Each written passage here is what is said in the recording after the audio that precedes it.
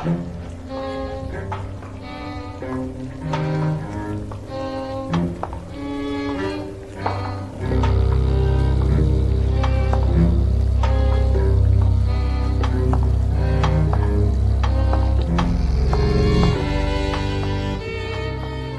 hello, it's you again. Do come in and rest your weary bones, and welcome again to the Gallery of Curiosities. I remain, as always, your humble host, Osgood. This evening's exhibit takes us all the way back to the roaring 1920s and comes to us from the premier dom of the British bizarro scene, Ms. Madeleine Swann. Ms. Swann's first novella was part of Eraserhead Press's new Bizarro author series. Her second novella was released by Strange House Books, and her latest story collection, Fortune Box, is out now from Eraserhead Press. More of her delightful short stories can be found on the Wicked Library podcast and the anthology The New Flesh, a tribute to David Cronenberg from Weird Punk Books. It'll be read for us this evening by Ms. Sarah Golding. All She Needs by Madeleine Swann. Narrated by Sarah Golding.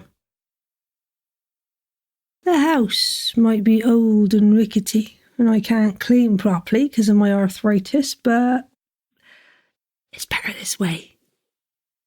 After a few gins, young Miss wails like a spirit in chains, complaining that the place smells of fungus. But she doesn't know what she's about at those moments. No, it's not the walls that smell of fungus. Most of the time, though, we're happy. She was a little un when I first knew about the things, in 1912 or 1911. Out in the grounds she was, on that misty morning, underneath the heron topiary with Master Ben. He was the son of Madam's bridge partner, and a proper handful if he didn't get his way. I'd watched him play cup and ball from the window where I was changing the beds. Then young Miss held her hand up to Master, and his face went all queer-like. He stared at it, then yanked it towards his mouth. Of course, I rushed down the back stairs and charged outside, and he was suckling like a babe on her wrist, and they both jumped apart when they saw me. "What are you hiding?" I said, grabbing her hand. There was an odd little lump on her skin, red and raw like a pustule. "Oh, you're a dirty boy," I said to Master, and they both wailed like the clappers. I carried her in, leaving him behind, and set to wrapping a bandage. Well, blow me if it hadn't completely disappeared. By this point, the Master's mother heard his weeping, and they left in a hurry, Madam following them to the motor car, apologising and making arrangements for this and that, but we both knew they'd never come back. Afterwards, she was even colder to Miss, if that were possible. I took the little mite's mind off it, though. She followed me around, sweet as anything, sometimes even helping me with the dusting and sweeping. Only when Madam wasn't around, of course. The rest of the time, she'd play tiddlywinks or just look up at me with those big blue eyes as if to tell me she wished I was her mother. After the war, Madam and Sir were merry again, and I finally became head housekeeper. When Miss was 17, she went to stay in London with relatives. I was heartbroken, though it wouldn't do to show it, hugging her when she kissed my cheek. I wrote a few times, but got nothing back. I didn't take it personal that aunt and uncle of hers were forever rushing her about, and, well, I was busy enough keeping the scullery maid from nattering. 2.5 years later, whispers went round the staff that she was coming back. The maids had plenty of ideas why, but soon learned to keep quiet when I was around. Her aunt and uncle ran off as soon as dropping her at the door, and no wonder if they allowed her to go about how she was, her face caked with makeup and lashes, big, spidery things. The collar was upturned on her black mink coat, and her hair, my goodness, I mean, there was nothing left, just a short blonde hat. She seemed to have grown a foot taller, and a darn sight skinnier. Sir and Madam's faces were dark as chimney sweeps. The maid took her suitcase and she smiled when she saw me. "You look like one of them moving picture stars," I said, and she did. They were so different to my day, when we argued over whose turn it was to look through the peephole machine on Brighton Pier to see a flickering lady dance. "Oh, thank you," she said. "It's terribly chic, isn't it? Look here." She leaned in. "Couldn't spare a ciggy, could you? I'm simply gasping." "That's quite enough of that." Her father handed her coat to the maid and ushered her up the grand stairs. "It won't do." A Mrs. Black dress was something I'd wear in bed instead of in public. That evening, I waited until Madam and Sir were safely in the drawing room before sneaking up to her. "Oh, heavens!" she exclaimed too loudly. "You really are a brick, Gladys." She lit up with an exaggerated sigh, posing against the wall like some starlet. "They have such parties in London," she giggled. "Mavis flashed a police officer and spent the night in a cell. It was rather hilarious."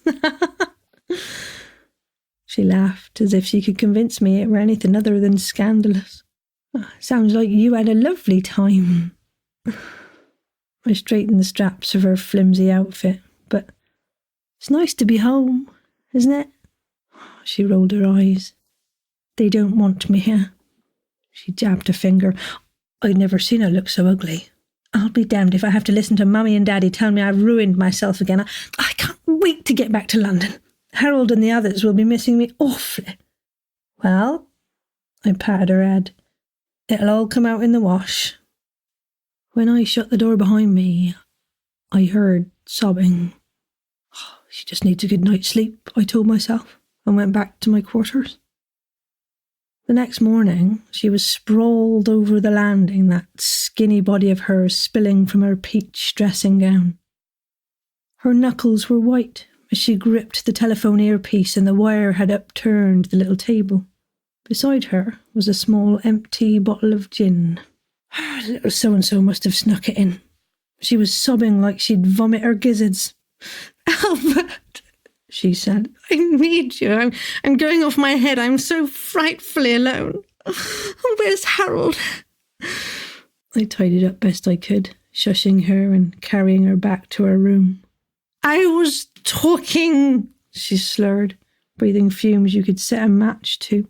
"It was important." "Not as important as hiding you from your poor parents," I said, tucking her into bed. I hid the soda siphon in the cupboard and the bottle in my apron, leaving her snoring. I told Madam and Sir she'd caught a fever, and they thought no more of it. That night, a young man in spats and a dinner jacket arrived at the door looking less than happy. I've come to see Emily." Sir heard his voice and came charging from the smoking room, still in his jacket. "Now look here! What do you want with my daughter?" "I say," the young man took a step back. "Steady on. She rang me this morning. I'm nothing but a friend, old chap." "Don't you old chap me," said Sir. But I could tell he was relenting. "She's been frightfully poorly. Perhaps a visit would do her good. Gladys, could you escort this gentleman to Emily and stay in case they need anything?"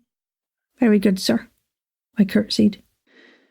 The staff should have known not to ask what happened in the room afterwards, but by golly, they still tried. "Oh, Albert!" Miss leapt from her bed and wound up the gramophone to play that racket youngsters listen to. You came! Oh, now we can have a party. Oh, Gladys, you'll join us, won't you? She flung her limbs and laughed like a mad thing. Albert looked about the room as if he'd lost something. Emily, dear, I was rather under the impression that this was an emergency. Oh, don't be a bore. Honestly. The young man looked down at his feet as if he couldn't bear to see her. His jaw wiggled as he ground his teeth. I love you dearly, Emily, but you're an absolute cope. It's dreadfully tiresome, I tell you. I was about to visit my father this evening. I've not seen the old man for weeks. I'm sorry. Mrs. Shoulders slumped. Harold doesn't wish to see me any more, does he? Albert rubbed his temples. I'm sorry, old bean. I know things have been difficult since the others couldn't see you any more. I want to help, but it's too much. He turned to leave, and the effect on Miss was like earth crumbling beneath a flower. She fell to her knees.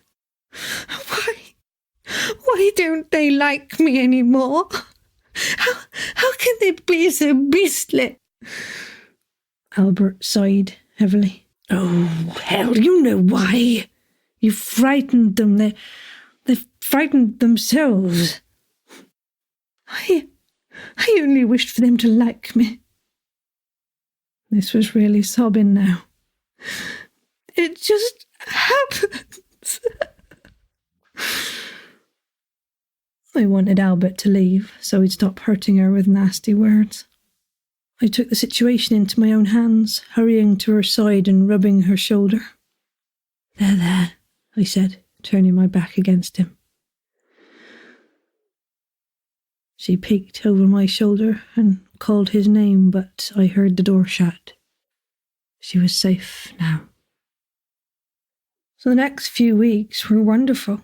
She followed me about like a sweet little toddler, knitting a mauve scarf and smiling when I breezed through. Even Jonathan, the new young gardener, commented, and he never noticed anything important. Spring had arrived, and I saw to it that the ash in the hearth was replaced with vases of fresh-smelling flowers. Miss would sigh and stare out the window, but I knew she was pining for something that could never be.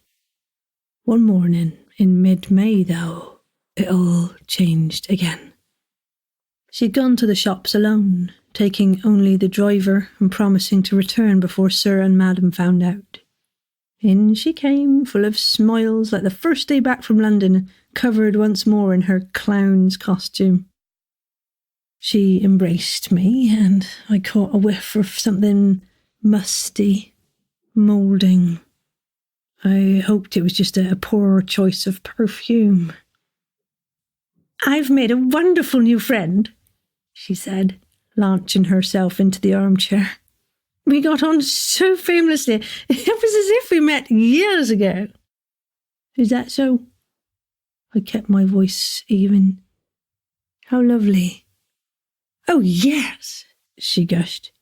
She's the daughter of that American family who moved into the big house across the green. Oh, she has the most marvellous thick dark hair, quite unlike mine, but she reminded me of myself in a fashion.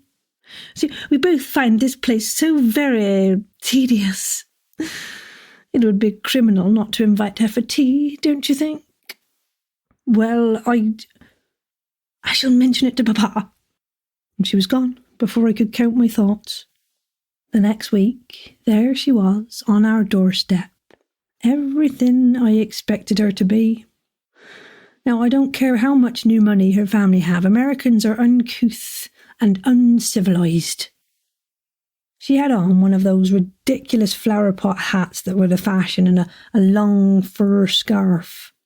Her respectable tea gown underneath didn't fool me, no. Gosh, she squealed when Miss appeared at the top of the stairs. Don't you look like the cat's meow? Indeed she did, in her lilac dress, but I didn't see that it was any of that little tramp's business. Oh, do go on, Miss laughed, and the pair disappeared upstairs. I could hear everything that was said through the door, though, the little minx says. Oh, I'd sure like to spend a night on the town with him. He is simply divine. Then they flounced out, brazen as could be, and disappeared into the night to do goodness knows what.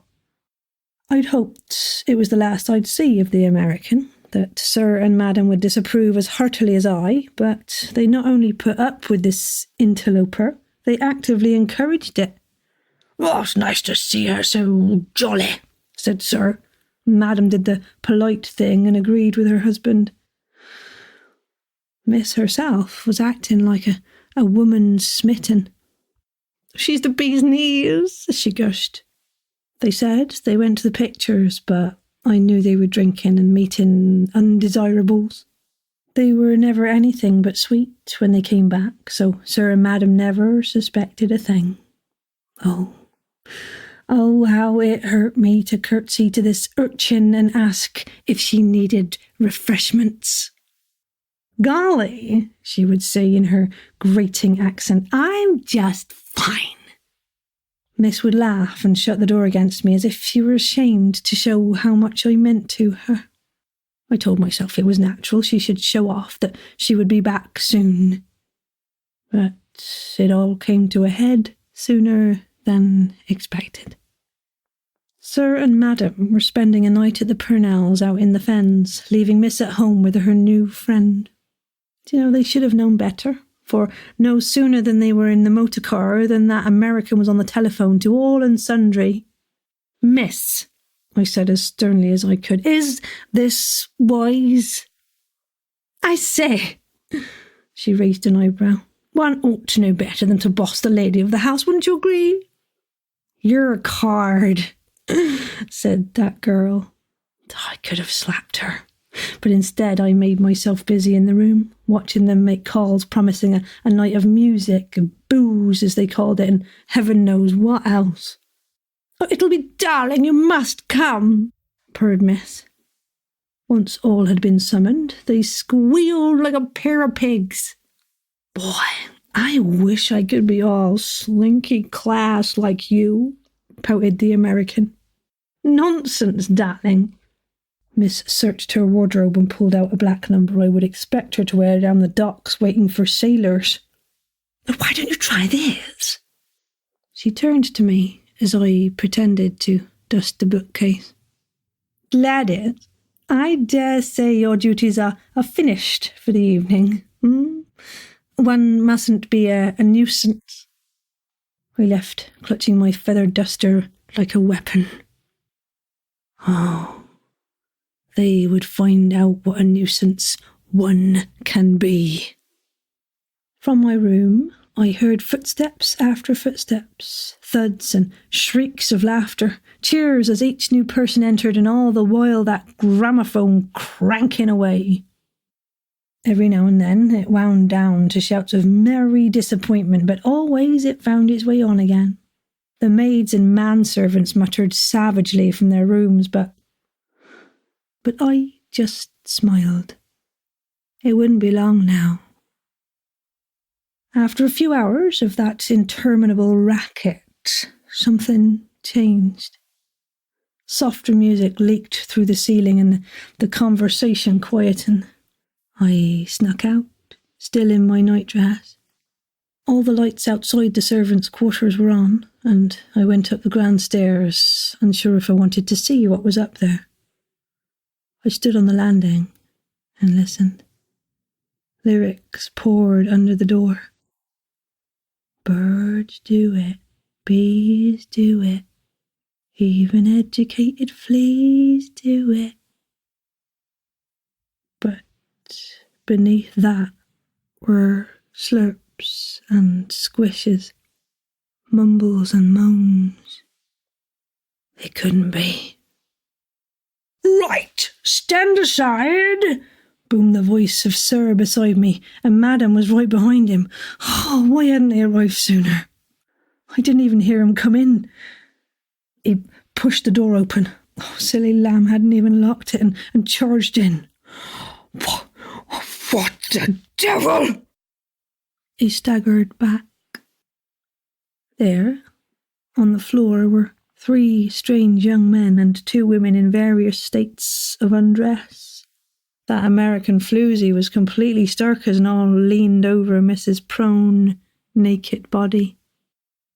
It wasn't quite the sight we had all expected to see, though, and I couldn't hear Sir and Madam's reaction on account of the creeping horrors pinching my skin. The guests sucked at protrusions sprouting from her flesh. Big, dark, wet-looking mushrooms. I couldn't describe them as anything else. One of the men, he looked up, but it was as if he couldn't see. Yellow pus dribbled from his lips onto his chin, which he wiped with a finger and licked, as though he couldn't bear to waste a bit of it. It was all I could do not to vomit. Miss was in plain ecstasy, moaning and groaning like a whore, her body bending this way and that, and all the while the gramophone proposing, "Let's do it. Let's fall in love." Miss Saurus and squealed like a puppy in a cold room. She hopped onto her feet, the horrible things dangling like teats. Wrapping the dressing gown around her didn't help. You could see them poking through. Her friends mewed and reached for them like babes in arms until they slowly came to. The look of horror on their faces surely matched mine. Beside me, I heard an odd choking sound and a screech from Madame. At first I was angry at such a racket, but when I saw Sir collapse onto the floor and grab his right arm, I knew there was trouble. I woke the servants and called the ambulance, making sure Sir was laid on the bed. Mrs. Friend slunk out like the filthy little things they were, and I slammed the door behind that American strumpet once and for all. Well, nearly once and for all. The ambulance snatched him away, Madam and Miss going with them. I had to relay the story several times to the others, leaving out, of course, the scene in the room. Mabel the cook glared at me as if this was my fault, the cheeky mare. I had to call Mrs. Aunt and Uncle. It's what any decent person would have done. Sir didn't survive the night, and Madame left the country after the funeral for her health. At night, as I headed for bed, I heard Miss making desperate calls, no doubt to those heathens. So it either ended up with her begging and weeping, cradling the earpiece after they'd hung up, or in an argument with the switchboard girls. "No, dear," she would fume. "You don't have to explain the rules to me again. Just simply try the number 1 last time. There's been a mistake." Then the American turned up one afternoon, bold as a brass statue on the doorstep. She was dressed in a long coat and skirt, a neatly wrapped present in her hands. She had at least the decency to look ashamed when she handed it to me. "Gee, could you tell Emily I'm awful sorry about her father? Last time she called I was a little sharp, so..." She struggled for words, so I helped her. Miss is very embarrassed about what happened and would prefer it if she was left alone. The girl's eyes widened in surprise. It felt wonderful. "Well, could you tell her I'll call? It's not advised. She has no wish to see you further. Any of you." "Oh." Her expression hardened and the real face came through. "Sure, I catch on. Don't you worry." She stormed back to her vagabond house and I could have danced a jig. Miss appeared at the top of the stairs as I closed the door. "Who was that, Gladys?" "Oh, nothing for you to worry about, miss," I said brusquely. But who is that present from?" "Oh, one of the neighbours dropped by, left it for Madam. I said I didn't know when she'd return, but she insisted, so..." "Right." Miss looked forlorn, and I wanted to tell her, but Well, I knew it was better in the long run. A clean break was what she needed, and her father's money would see her well for the rest of her life. She had no need of that nasty place out there that made her act so uncouth and caused her such pain. She gave up trying to contact the outside world, and one bright afternoon we received news of Madame's death. A silly motorcar accident in Monte Carlo. Heaven knows who she was with or why they were driving so fast, but, it strengthened my resolve that Miss should be kept safe. One by one, the other servants left, and, soon it was quiet bliss. Each morning, I bring Miss a cocktail, else she throws a terrible fit. Her little problems run away with itself, and, now she couldn't leave the house if she wanted to. I suppose the anguish must have curdled the milk inside them, as she's become quite unwell. Her limbs have atrophied, and mushrooms have sprouted all over her body, forming a sticky crust if she stays still too long. When she wakes, it's a terrible struggle to prise her out of bed, but we manage. We laugh together and play backgammon or project moving pictures in a dark room where she can forget her looks for an hour or two. I am in charge of her alcohol intake to stop her getting silly, and, I make sure she has at least a little solid food. At night, she does become troublesome, though, weeping and wailing and, sometimes smashing things, but by the morning, she's my miss again. My little miss. And I am all she needs.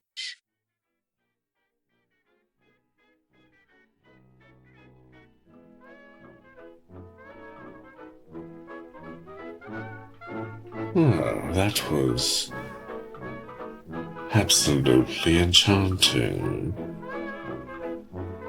I will leave it to you to decide who the villain in that one was.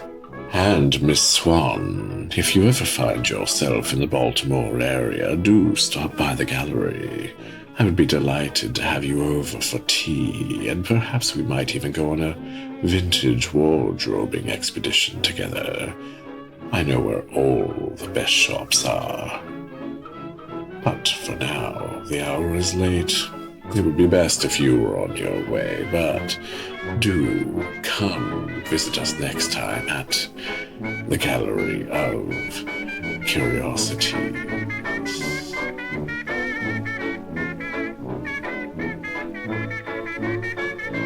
Gallery of Curiosities is produced under a Creative Commons International 4.0 non-commercial attribution, no derivatives license. Story copyrights remain with the authors. Our theme song is Ashes Ashes by Deus Ex Vapora Machina. This episode was produced in October of 2019. For full show notes, do visit us on the web at gallerycurious.com.